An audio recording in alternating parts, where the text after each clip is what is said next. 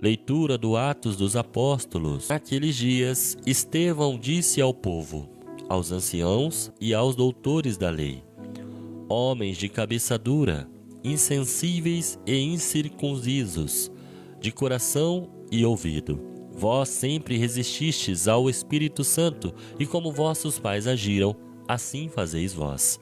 A qual dos profetas vossos pais não perseguiram? Eles mataram aqueles que anunciavam a vinda do justo, do qual agora vós vos tornastes traidores e assassinos. Vós recebestes a lei por meio de anjos e não a observastes. Ao ouvir essas palavras, eles ficaram enfurecidos e rangeram os dentes contra Estevão. Estevão, cheio do Espírito Santo, olhou para o céu e viu a glória de Deus e Jesus, de pé, à direita de Deus, e disse: estou vendo o céu aberto e o Filho do Homem, de pé, à direita de Deus. Mas eles, dando grandes gritos e tapando os ouvidos, avançaram todos juntos contra Estevão. Arrastaram-no para fora da cidade e começaram a apedrejá-lo. As testemunhas deixaram suas vestes aos pés de um jovem chamado Saulo. Enquanto o apedrejavam, Estevão clamou dizendo: Senhor Jesus, acolhe o meu espírito. Dobrando os joelhos, gritou com voz forte: Senhor, não os condenes por este pecado. E ao dizer isto, morreu. Saulo era um dos que aprovavam a execução de Estevão. Palavra do Senhor, graças a Deus. Bem, essa primeira leitura de hoje, ela nos oferece a coragem inabalável de Estevão, um homem cheio de fé e do Espírito Santo. O primeiro mártir da Bíblia, é o primeiro homem a ser martirizado pela igreja, que mesmo diante dessa fúria e da incompreensão proclamada por estes que estavam à sua volta, não desanimou e, assim como Jesus, rogou pelos seus inimigos. Irmãos, irmãs, quantas vezes em nosso dia nós nos mostramos resistentes à novidade que o Espírito Santo quer trazer às nossas vidas? Quantas vezes preferimos nos agarrar às nossas certezas, aos nossos preconceitos, às nossas comodidades, em vez de nos abrirmos à brisa suave da graça divina que nos convida a irmos mais fundo, a amar mais amplamente e a servir com generosidade? Essa resistência que Estevão encontrou e que nós encontramos dentro de nós hoje, nos afasta da fonte verdadeira da vida, daquele pão que desceu do céu para dar a vida ao mundo, como nos apresenta o evangelho que nós vamos ler de João. A multidão, ainda maravilhada com o milagre da multiplicação dos pães, busca em Jesus um sinal constante, uma prova tangível do seu poder. Que sinal realizas para que vejamos e creiamos em Ti?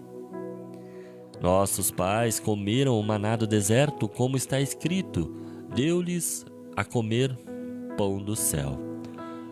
O evangelho de hoje, de João, capítulo 6, versículos 30 a 31, nos diz esses versículos. Eles buscavam um pão material, um alimento que saciasse a fome imediata, mas não compreendiam a profundidade da oferta de Jesus. Jesus, com sua infinita paciência e amor, os conduz a uma compreensão mais profunda. Em verdade vos digo, não foi Moisés quem vos deu o pão do céu, mas é meu Pai quem vos dá o verdadeiro pão do céu. Pois o pão de Deus é aquele que desce do céu e dá a vida ao mundo. E então, com a clareza que só o Filho de Deus possui, ele se revela como esse pão vivo. Eu sou o pão da vida. Quem vem a mim não terá fome, e quem crê em mim nunca mais terá sede. Essa afirmação de Jesus ressoa como uma urgência particular em nossos dias. Vivemos em uma sociedade marcada pela busca incessante por satisfações imediatas, por pães que nos alimentam momentaneamente, mas que nos deixam famintos novamente. Buscamos incessantemente bens materiais, prazeres efêmeros, reconhecimento humano, elogios, como se essas coisas pudessem preencher o vazio que reside em nosso interior. Mas Jesus, o nosso Senhor, nos lembra que a verdadeira fome, verdadeira sede, só podem ser saciadas por Ele, pelo seu amor, pela sua palavra, pela sua presença viva na Eucaristia. Assim como os contemporâneos de Estevão fecharam seus corações à verdade que lhes era anunciada, corremos o risco hoje de fechar os nossos corações àquele que é o caminho, a verdade e a vida. A teimosia em manter nossas próprias ideias, em resistir à mudança que o Evangelho nos propõe, nos impede de experimentar a plenitude da vida que Jesus nos oferece.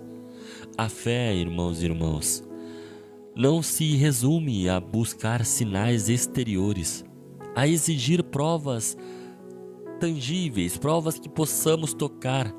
A fé é um encontro pessoal seu com Jesus Cristo, um acolhimento do seu amor que se manifesta de forma silenciosa e constante em nossa vida. É reconhecer nele o verdadeiro alimento que nutre a nossa alma, a água viva que mata a nossa sede e dá sentido em buscar a eternidade. Que a coragem de Estevão nos inspire a proclamar a nossa fé com ousadia, mesmo diante das dificuldades e da incompreensão. Que a clareza das palavras de Jesus nos ajude a discernir o verdadeiro pão que alimenta a nossa vida e a afastar-nos das ilusões passageiras. Que o Espírito Santo, a quem muitas vezes resistimos, possamos finalmente encontrar em nossos corações um terreno fértil para a sua ação transformadora. Neste momento em que nós estamos começando um novo dia, e muitos aqui podem ir e participar da missa do Senhor, vamos pedir a graça de abrir os nossos corações a Jesus, o pão da vida, para que, alimentados pelo seu corpo e sangue, possamos ser testemunhas vivas do seu amor em nosso mundo, em nosso tempo e em todos os lugares onde formos chamados a levar a boa nova. Que esta homilia tenha, de alguma forma, feito você entender que Jesus Cristo é a finalidade de tudo na nossa vida.